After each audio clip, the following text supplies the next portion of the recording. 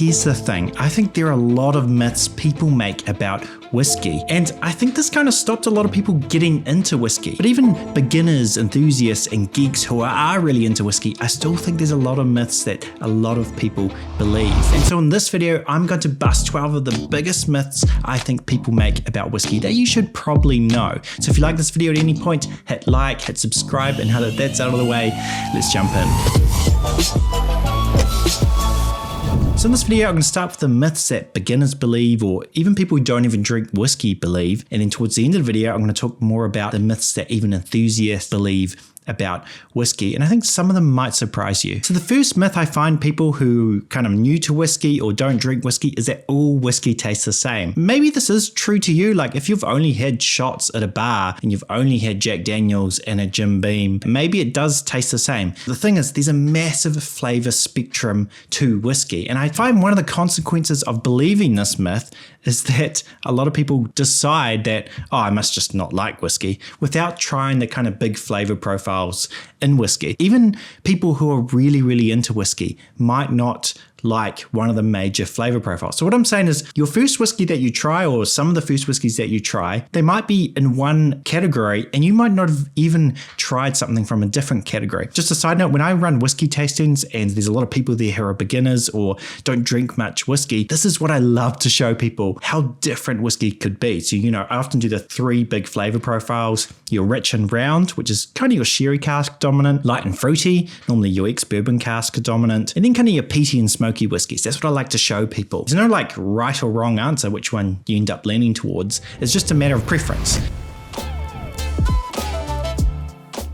Big myth I think people make about whiskey is that the color of the whiskey indicates the flavor. And I kind of think it totally makes sense why people believe this. Like if you come from wine and you look at 2 wines, one's red and one's white, I think you can get an idea of what the wine will taste like. Like you're not going to have a red wine that's going to taste like a Chardonnay or something. It's not the same with whiskey. Like the color of the whiskey doesn't come from the barley type or something. It comes from the cask. However, there's a massive asterisk to this, and in Scotland, they're actually allowed to add coloring to the whiskey. And this kind of makes everything blurry and confusing because it means that you can have this nice, rich, dark colored amber whiskey, and it's totally from the coloring. Like maybe the actual spirit is super pale. The reason they do this is because they want to keep the kind of whiskey looking consistent, and some consumers might think that, oh, this whiskey's changed color, it's not the same. For me, I'm not so worried about that. I like different batch colors. I like one year whiskey's a bit darker, the next year it's a bit lighter. I'm a big fan of that. The thing is though, distilleries who add coloring to the whiskey, they normally won't tell you on the bottle, unless it's by law in Germany. That's sort of a separate thing. But the distilleries who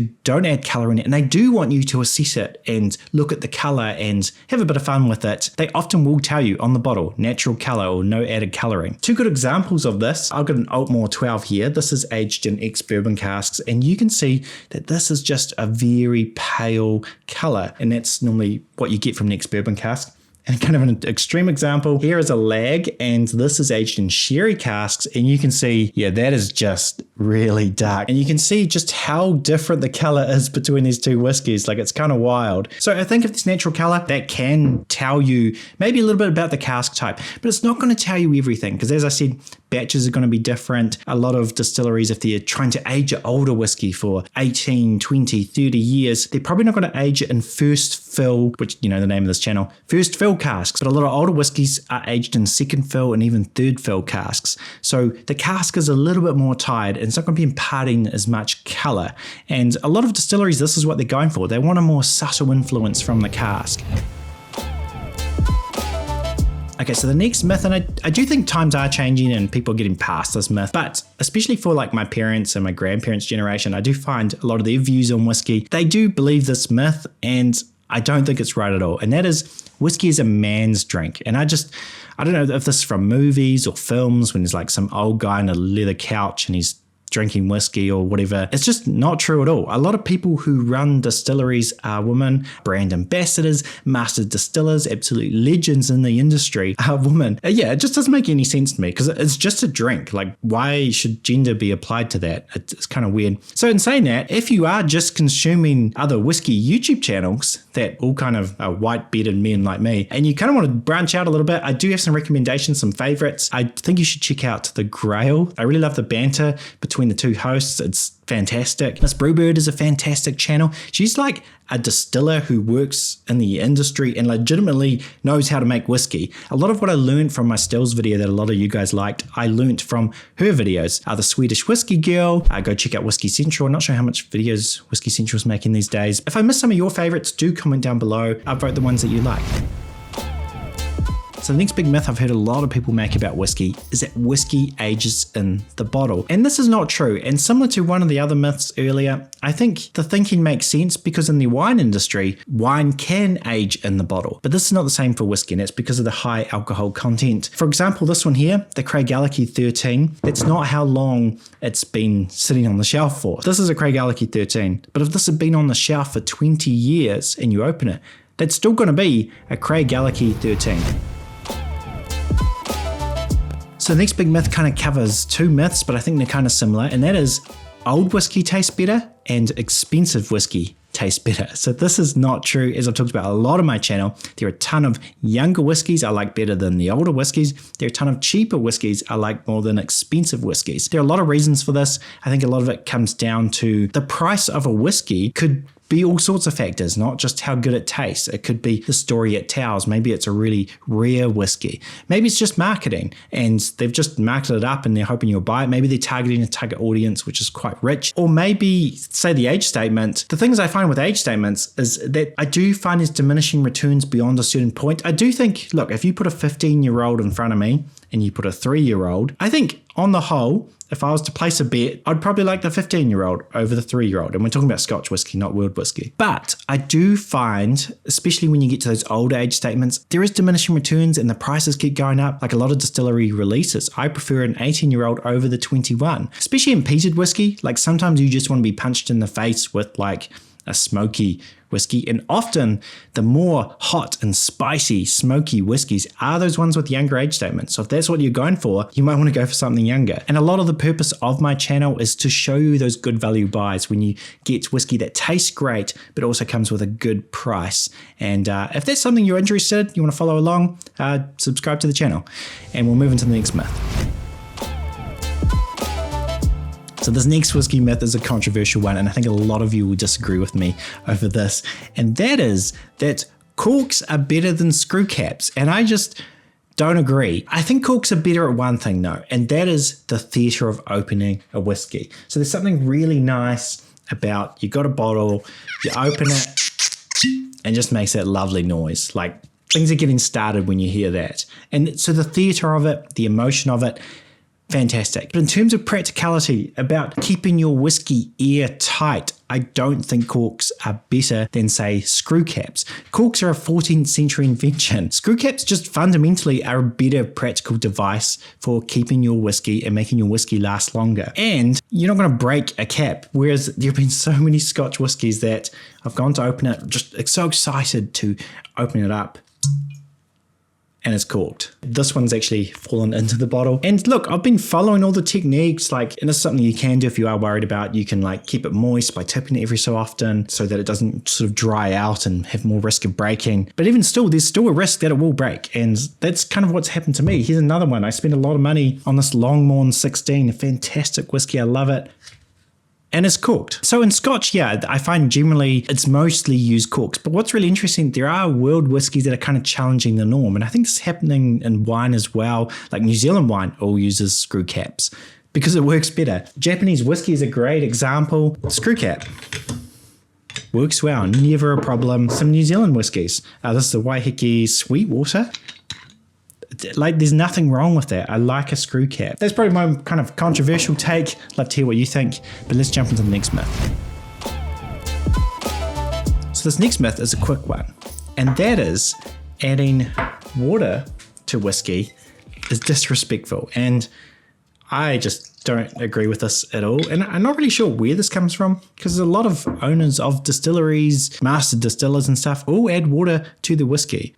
And I think with water as well, it actually can be a positive thing, because what water can do is it can open up your whiskey, especially an older whiskey I recommend it for. It's a little bit like airing a wine. A few drops of water can let the flavors erupt and open up more aromas. And I think it is a case-by-case basis. Some whiskeys are better with a few drops of water. Some whiskeys might be worse with a few drops of water. It's just up to you for you to explore. But it's not disrespectful to add water to whiskey. Everyone does it. People in the industry, I do it. Go for it. Explore. See what works with the bottles that you own. So the next myth I think people believe, and this is Whisky Enthusiast too, is that a higher ppm level, and ppm basically is about how much parts per million of like peat smoke is in the barley, so how smoky it is. It's kind of an indicator of how smoky whiskey can be. Octomore is a great example. This is 208. So people see that number and go, wow, this is really smoky. And it is, to be fair, this is a really smoky whiskey. However, there is a few things about believing this which aren't quite right. So when they measure a ppm level, they measure it before it gets distilled. It's not like at the bottle stage. The thing is, distillation, how long it's been in the cask or the cask type, can affect how peaty and smoky the whiskey ends up tasting. If you watch like a video I did a long time ago, the Lafroig 10 versus Lafroig 28, the Lafroig 28 barely tasted smoky at all. I thought to myself, this can't be a Lafroig. If you gave me this blind, I would not pick this as a Lafroig. Every single person at a tasting said, this can't be a Lafroig. There's no Lafroig signature. Because the longer a whiskey's aged in a cask, often it's the peaty and smoky flavors are the first thing to diminish, and they kind of replace notes from the cask. Yeah, just take it all with a grain of salt. It's a general principle. I think the only time it could work where you can compare ppm levels would be between two whiskies from the same distillery. But I think between distilleries, different way of making whiskey. The next myth I find a lot of people believe, even whiskey enthusiasts who have been into whiskey for a very long time, is that you should drink more sherry so that the whiskey industry has more sherry casks available, so we can have more sherry cask whiskies. And this is not quite true. So when you drink a sherry, it comes from the Solera system. So the way you make sherry, I've done a whole video of this, I've gone heaps of depth about it if you want to go into depth. But in a nutshell, when you're making sherry, you basically have like these younger casks at the top and the younger sherry, and it gets filtered and it gets mixed with some older sherry and then some really old sherry at the bottom. Basically, the sherry industry loves to exhaust the casks. They want to use casks for as long as possible, almost to the point that it's basically falling apart. So it's very rare these casks will then be passed off to the whiskey industry. So why do we have sherry cask whiskies then? Well, it's almost like a whole separate industry. There's a whole industry dedicated for seasoning casks. They'll take kind of new oak barrels, they'll put sherry in it for 6 months to 2 years, and then they'll sell it to the whiskey industry. And the sherry that's used to season these casks that are sold to the whiskey industry often doesn't get drunk as sherry. It often gets turned into vinegar. It's almost like two separate industries, the businesses that season casks and the businesses that actually make sherry. So the next myth I find people believe, and this is definitely whiskey enthusiasts as well, is that comparing two whiskies with the same age statement and thinking it's a good comparison. And I don't think you should really do this.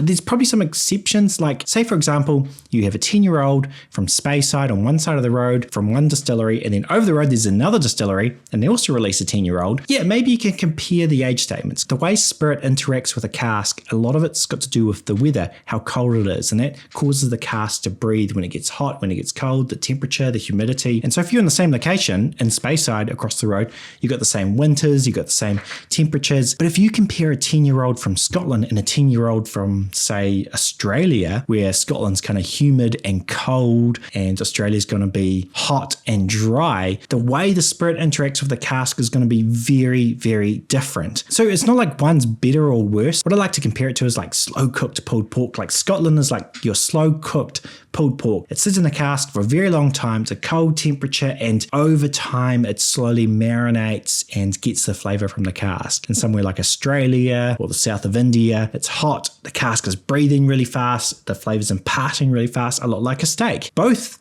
can make great whiskies, but they're just different. Age statement kind of falls apart because the way the spirit's interacting with the cask just fundamentally is different. Whenever I'm looking at New World whiskey, I'm pretty much not looking for age statements because it just doesn't make a lot of sense. So if there's anything you think I missed in this video, myths that a lot of people believe, I'd love to hear down in the comments what you think. Maybe there's something you disagree with, maybe there's something you agree with. Leave a comment down below. I'd love to hear from you. But above all though, share and enjoy.